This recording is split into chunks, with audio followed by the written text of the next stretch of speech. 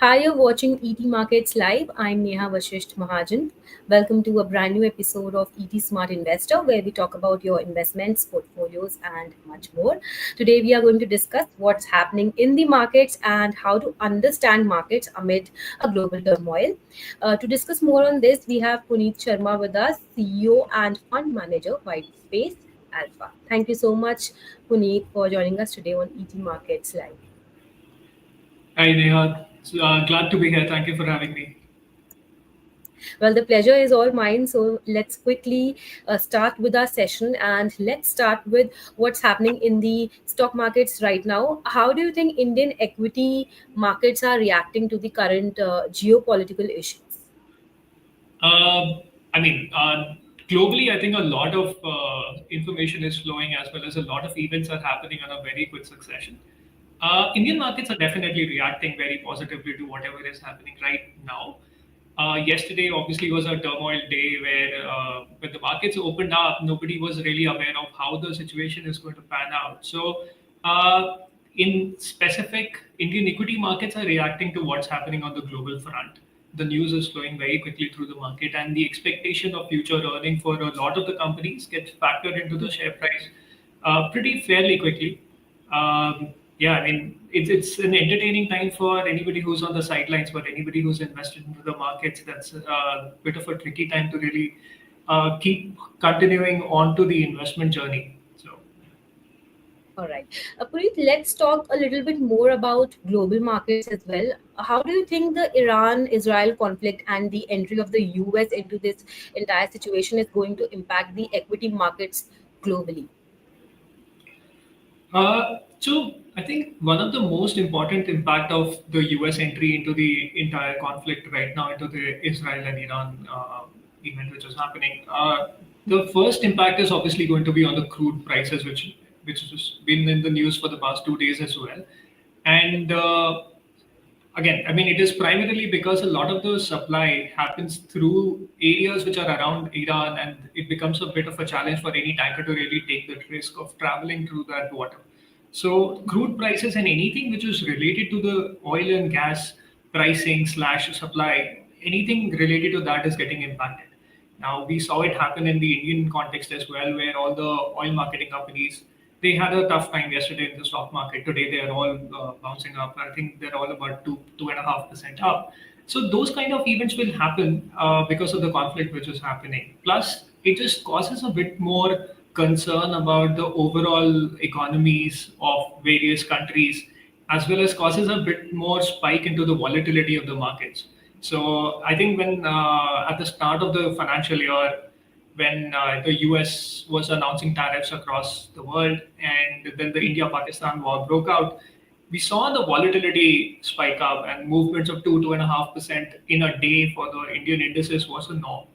That's kind of returned back into the global scenario right now, but that's given the ceasefire announcement and acceptance by Israel and Iran both about the ceasefire. I think that should die down very fairly quickly. So, in my expectation, I think whatever had to happen because of this entire conflict, increase in the oil prices and then fall again, and the increase in volatility, I think that's going to be a short-lived phenomena. I think we'll be back to the trajectory of the economy's growth, and the indices across the world should again go back to the normal levels pretty fairly quickly. All right.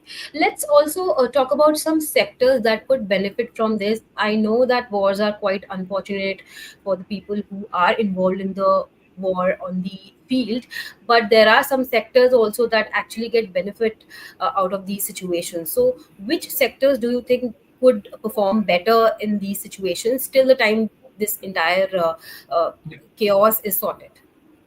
Uh, it's tough to say because as we saw in the markets yesterday, the entire stock market was hit by a sell-off essentially. Uh, it's also as a result of FIIs pulling out capital, which again resulted in the INR fall against the USD yesterday as well.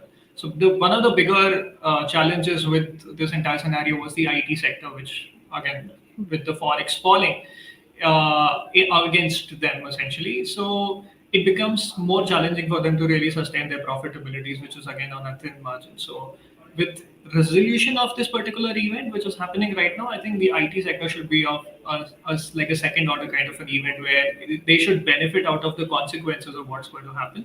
But yeah, I mean, oil, energy as a whole is a direct impact.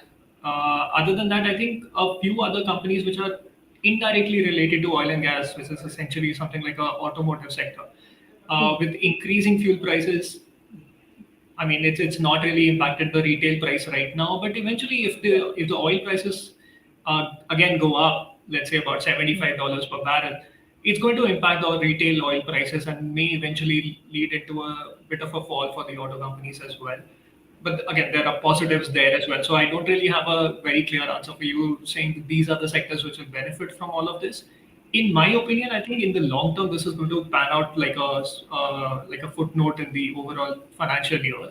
So, in my opinion, I think somebody who is investing for the long term shouldn't really be looking at timing the market on these events. They can really burn their hand on doing something like this. I would rather that somebody who's built up their portfolio with a long term view, with a curated set of investments that they've already done, to continue holding on to them as long as they still believe in those companies. So All right. anybody who's Uh, investing in the equity market should come in with a longer term view, is my opinion. Definitely. Now, speaking of long term, let's also talk about beyond the war. Let's go beyond the war and let's talk about some themes that could play out in 2025. Let's So, take out the geopolitical factor out and talk about the domestic factors and basis that which themes or sectors or which type of funds you think could okay. be better for portfolios for retail investors. Sure. So, Neha, on that front, I would say the monsoon in India is expected to be fairly decent. It's expected to be on lines or slightly better than expectations.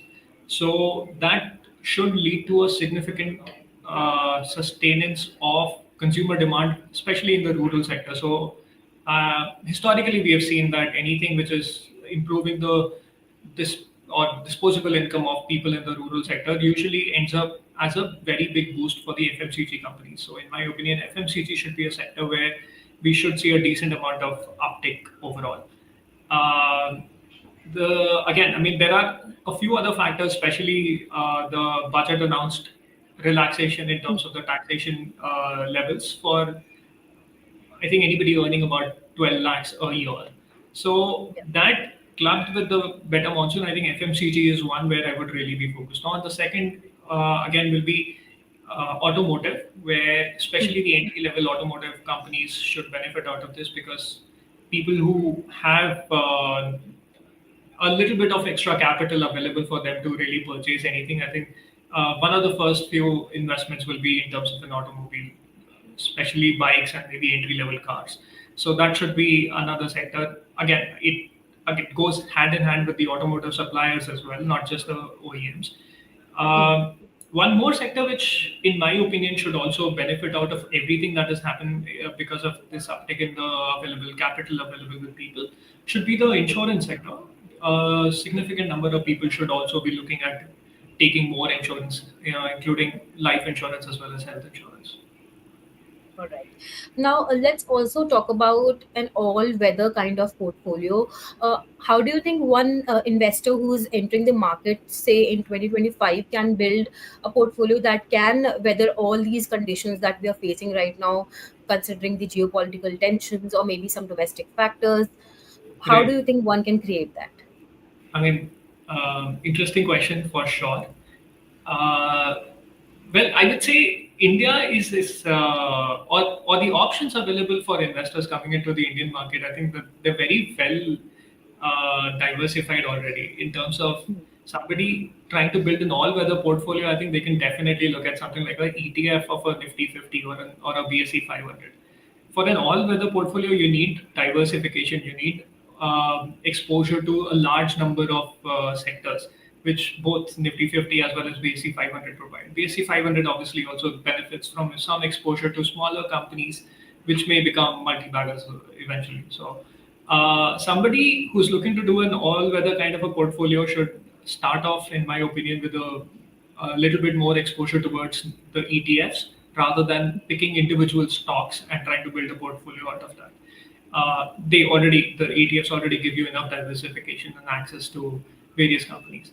Uh, in addition, I think I just want to point out that when we're talking an all-weather portfolio, they may be able to weather the storms, but the storms will definitely come as well. So there will be downtimes. There will be times when you would see the market fall by about 6%, like it did in October of 2024, or more recently, I think in March of 2025. But then when the storms go away, then the sunshine happens, and then you see the portfolios go up. I think that's more important. I think the people need to, whoever is investing into the equity market, they need to have that mindset that I need to hold on. Equity investments won't give you returns overnight. They will do it over a period of time, and that's I think the most important factor, the time period of holding these investments. Absolutely correct. Is there any ratio of asset allocation you would suggest? Any medium to high risk of investor right now? What should they follow in terms of equity and debt, or any other asset class you would like to add? See, at Whitespace Alpha, we are very focused on generating long-term capital appreciation through investment in equity. So, as Whitespace Alpha, I would say equity 100%. Personal opinion, I think a split of equity and debt is always beneficial as well. So, let's say about 60% equity and 40% debt is what I would say. If you ask me my personal portfolio, it's all 100% equity into the Whitespace Alpha equity fund. So, slight difference there. All right, all right. Now let's come to the last leg of our session, which is about rebalancing the portfolio. Now, just considering the current situation in the markets, what should investors do at this point? Should they rebalance their portfolios, or should they actually just wait it out? What is your suggestion? So Neha, going back to the point that I made earlier, I think storms have come. They've kind of weathered a lot of portfolios that people would have built up. But once you've kind of curated your set of companies that you are invested into, you understand their business profiles. As long as the business profile and your understanding of the company remains intact, I think you should just weather the storm. Wait and give time to the companies to again deliver the kind of equity capital appreciation that you're looking for. In my opinion, I think reacting to these events on a event by event basis and trying to time the market by saying that I exited a company at the top and I'm going to enter this company at the bottom, they may work for you at times, but this is just in my opinion pure gambling. You Yeah. should have a philosophy of investing into a particular sector or an industry or a company. Follow that same principle. If the conditions or the parameters for evaluating a company have changed, do reflect them in the portfolio, but don't react to events. Is my opinion. A lot of research has also shown that trying to time the market doesn't really work too well in the long term. You may obviously be able to time the market once, twice, thrice. A Yeah. 50% rate is also essentially not really going to be more beneficial in the long term. So trying to stick out with the existing portfolio is what I would suggest. All right. Well, this marks the end of our segment for today. Thank you so much, Puneet, for joining us today on ET Markets live stream. It was a pleasure talking to you. Same here. Thank you so much for having me on. Thank you so much. Thank you, everyone, for joining us today.